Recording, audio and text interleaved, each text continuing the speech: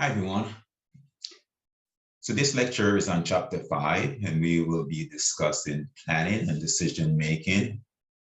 What are we looking for when we talk about planning and decision making? Well, the idea is to figure out how the organization is going to organize itself, plan around the things it needs, and therefore planning, you're choosing a goal and developing a method of strategy to achieve that goal. So what is your strategy? There's a method of strategy to achieve that goal. That is your outline for planning.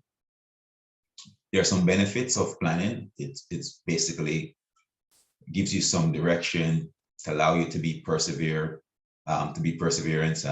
persistent. It intensifies your effort, and it allows you to create some kind of strategy or strategies for how do you align the tasks.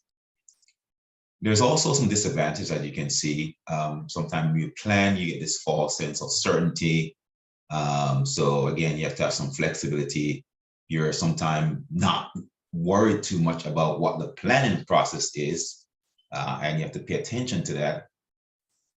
And it also impedes you from making necessary changes when you feel like you need to change it. So how to make that plan works for you? Well, there are 5 things. 1, set the goal, set goals, develop commitment to that goal, think about how your action plan looks like, who, what, when, how, and track the progress. And 5, maintain flexibility. So you want to think about that process as you go through it. Set goals, have some commitment to that goal, have an action plan, track the progress, but be flexible as well. Setting SMART goals are very effective. So your goals should be specific, measurable, attainable, realistic, and timely. How are you going to go forward in developing this commitment to the goal? Again, be proactive in terms of setting the goals, make it participatively. So you're making the goal with somebody who, as an organization, preferably your stakeholders, shareholders, employees, making the goal reasonable, making the goal public, making sure everyone can see the goal. So they have an idea and an intention and participate. And last but not least, and probably the most important thing, making sure top managers support this particular goal.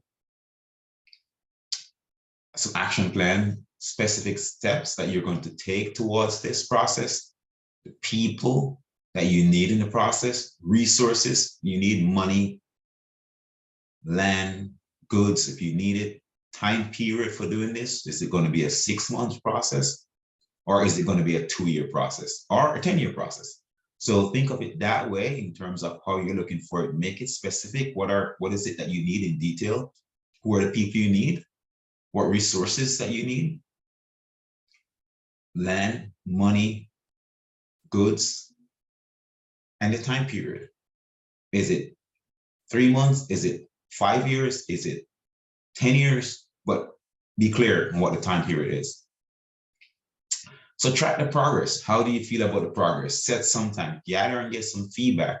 Have some performance feedback. You have people working for you, give them performance. You have the project going on, give us some performance feedback. What does the goal look like? How far away from your goal? What's the proximity to the goal? So all these things you think about when you're tracking the progress.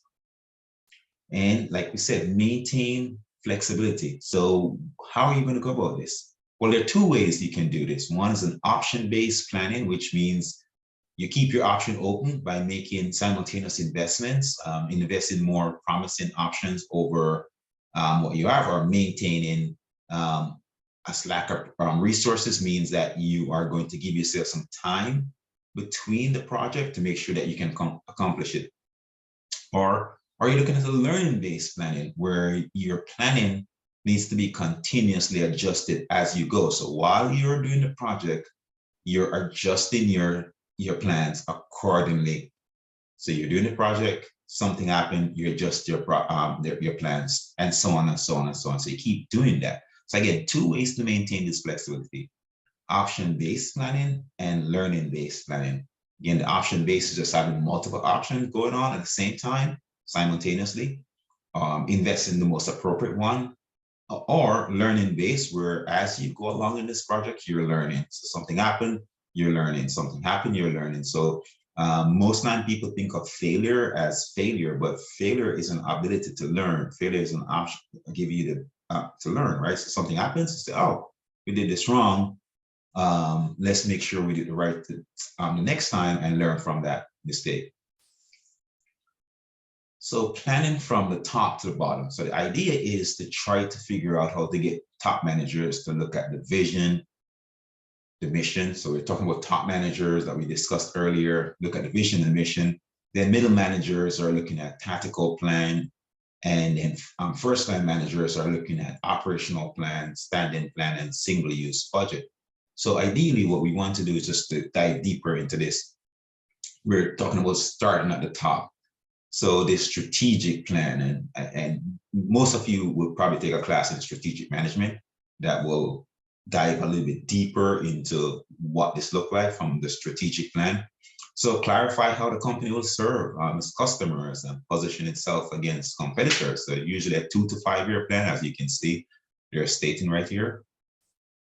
Create a purpose statement, which is just a vision statement or the mission statement, right? It's this statement that says, who are you? What is the reason for existing? So usually the purpose statement is the vision statement or the mission statement. Again, just to repeat this, the purpose statement is the vision or the mission statement. And then you have a strategic objective, which basically, again, you're talking about strategy right here. As you can see, so you're setting some goals, pretty specific goals that can bring the company together. It is effort-wide across the entire company, good goals, challenging goals, and have a finish line, right? A time frame to get this thing done. So that's the strategic plan starting at the top.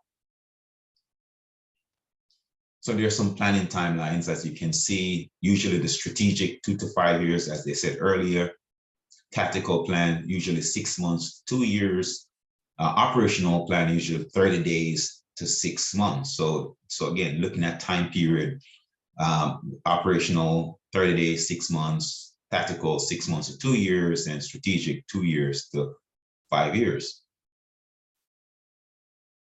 So when we talk about the middle portion of it, that was the tactical plan. For this class, we're only going to discuss, we're not going to discuss management by objective. We just talk about the tactical plan, right? Specify how the company will use the resources, the budget, and the people to accomplish these goals according to the mission or the vision that is set by the top managers. And that's, again, usually 6 months to 2 years. So again, you're looking at resource, budget, people you need to accomplish this goal according to the vision or the mission that was set by the top managers. And then operational plan, finish at the bottom, the day-to-day plan for producing or delivering the product and services. So this is operational. So we go from strategic, basically where we're thinking about strategic, to tactical, where we're looking at what are the resources we need, and operational, which is the day-to-day things that is being done. Basically, again, 30 days to 6 months to get it done. There's there are 3 types of operational plans. One, they call a single-use plan, which is a plan that covers unique one-time events. If you're building a one-time event, they call it a single-use plan. Standing plans are plans that these things that are being repeated, like procedures and policy and rules and regulations that are continuously being repeated. That's a standing plan. So it's in place. When you say standing, it means it's in place at all times for the same thing. You go to Burger King, particularly in the United States, they want to have fries done a certain way. So they will plan for that, right? So that's a standing plan. Every single day you get there, it is done that way. And then there's a budget. I'm not sure if I need to explain to you guys what a budget is, but it's, again, just simply some thing that you put together to make sure that you have enough money and you can allocate and how you allocate in terms of expenses to meet that company goal. So when we're thinking about decision making, we also need to think about decision making and what type. So there are 2 types of decision making: rational, particularly rational decision making. So there's the decision making itself, the process of choosing a solution from available alternatives, right? So you're making decision and you have 5 things, and you said, okay, I have these 5 things. I'm going to take one, right? Available alternatives. So you take one. Rational decision making, on the other hand, is a systematic process of defining problems, evaluating alternatives, and choosing optimal solutions. So again, they're not saying they're choosing the best solution, they're just choosing optimal solution, particularly as it relates to the rest. So there are some steps. There are 6 steps that they have in place. Again, they said 1, define the problem. 2, identify decision criteria. And again, it's just simple, right? When they say decision criteria, they're referring to how are you going to judge this thing? Basically, is it going to be 1 through 10? Is it going to be A, B, C? How are you going to judge it?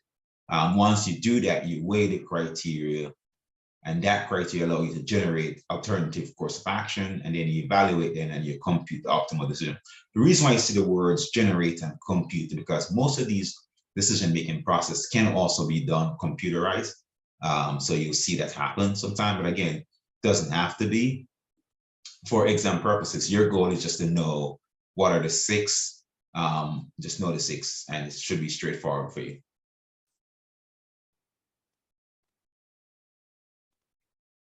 So when we talk about define the problem, again, problem exists when there's a gap between a desired state and an existing state. What does it they mean by that? Well, all they're saying is that if you want to be at, say, B, but for some reason you're at D, then they're saying is your existing state is D, your desired state is B, there's a gap. How do you get there? What are the things you're going to do to get there? That's what they're referring to. So to make decisions about problem, managers must be aware of the gap, that the gap exists, must be motivated to reduce the gap, and have the knowledge, skills, abilities, and resources to fix that problem. So first you have to be aware that there's a gap. And then you have to be motivated to reduce the gap. And then above anything else, you need to have some knowledge, skills, and abilities to be able to reduce and to fix that gap. So identify the criteria, standard used to judge, basically to guide you in that judgment, right? So you identify what standard are you going to use to guide you in this process, right? What standard? The more criteria a potential solution meets, the better that solution should be. So, right, so they're saying is if you have two criteria, then it basically you probably need more to get a better outcome. So having 10 or 15 or 20 might give you a better outcome. Again, depending on what you're looking at. Weigh the criteria. And all they're saying is, particularly right here, this is a mathematical terminology when they say weigh the criteria, and then talk about absolute versus relative. Again, for your process, your exam purposes, there's no need to try to understand the calculation for absolute or relative at this point. Just know the difference in terms of what's the absolute comparison and what is relative comparisons, right? So each criteria is compared to a standard or ranked on its own merit. That's the absolute relative. Each criteria is compared directly to every other criterion, basically. So that's the idea, right? So that's the idea they're referring to in terms of absolute versus relative. So again, the criterion for one compared to a standard or ranked against its own merit, and the criterion and relative is the criterion compared directly to other criteria. So once you do that, it generates some alternative question. The idea is to generate as many alternatives as possible, and then this can take a lot. Let's evaluate it. Again, process is pretty long. It's not a short. Again, just so that you know, FYI, it's a process. But for exam purposes, just understand that this step may take longer and be expensive than other steps in the process. Compute the optimal decision making. Again, is they use the word compute because it's actually you're actually doing some kind of multiplication or sum in the score of each, where you multiply the rating and then the weight and then sum the score. Again, I'm leaving out the mathematical basis of it. You just need to understand what it means by computing the optimal decision. So for the purpose of the class, you can see there will be no calculation. So we're using groups to improve decision making. We are, basically the idea that groups can improve decision making. Basically, have 5 different areas to think about when you talk about structured conflict, nominal group technique, Delphi technique, step ladder technique, and brainstorming, particularly electronic brainstorming, which just means you're doing it online, right? So they're giving you some advantages of group decision making, view problems from multiple perspectives, find and access more information, generate more alternative solution, and more commitment or more committed to making the solution work.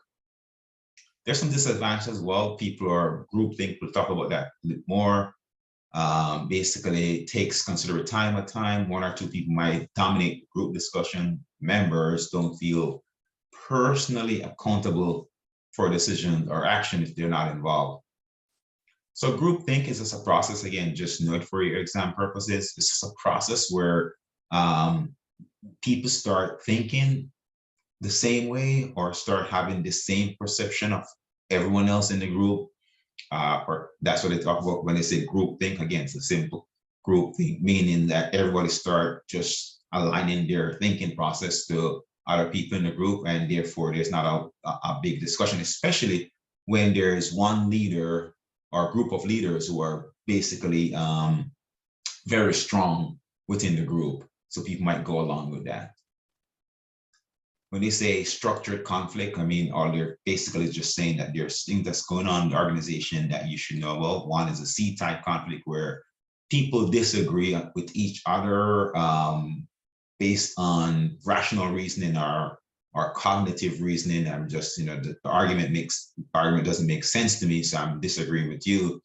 While on the other hand, A-type conflict where they're saying, I don't like you personally, and therefore I'm disagreeing with you. So again, there can be these, type of conflict going on in the organization that can impact decision-making, and you should be aware of them.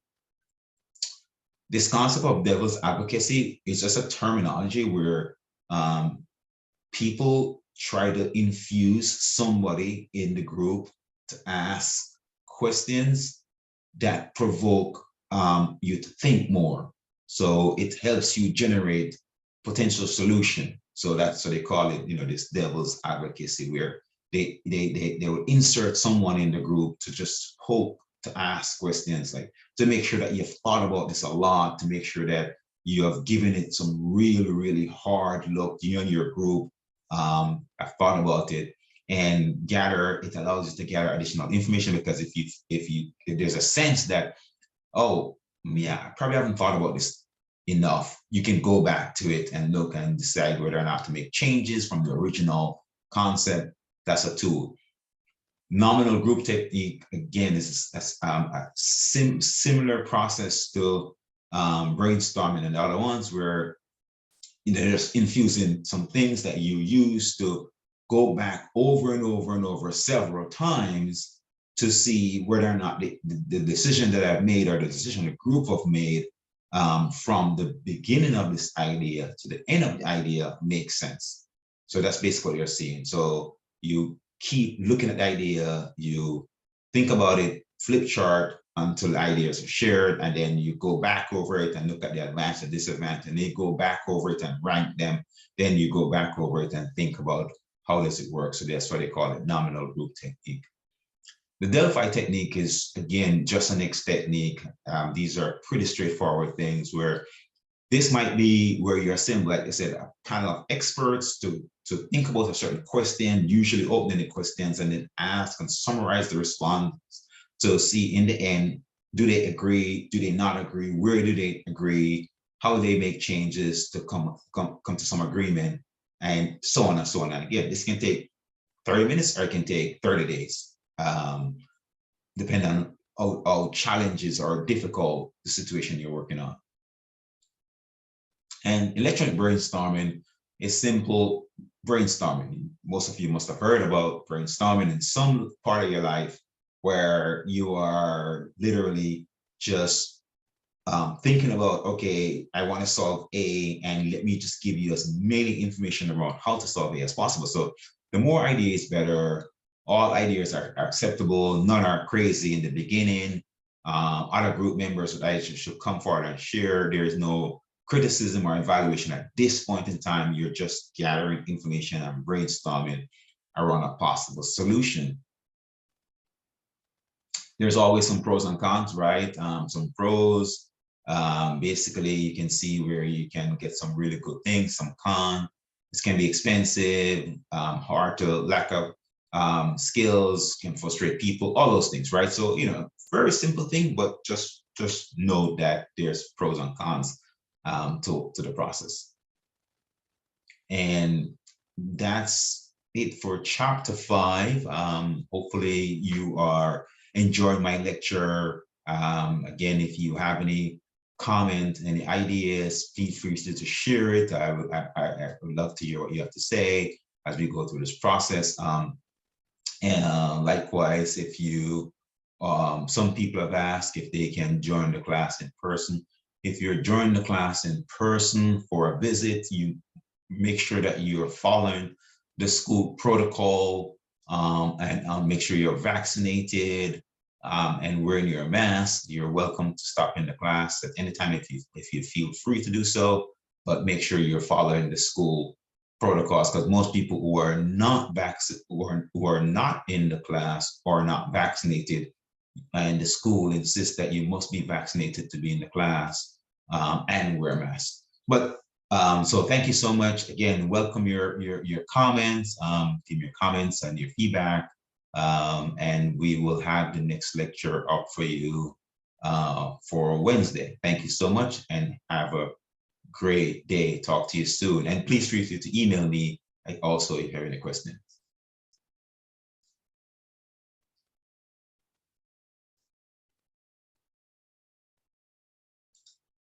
Okay, so that ends the lecture. Thanks.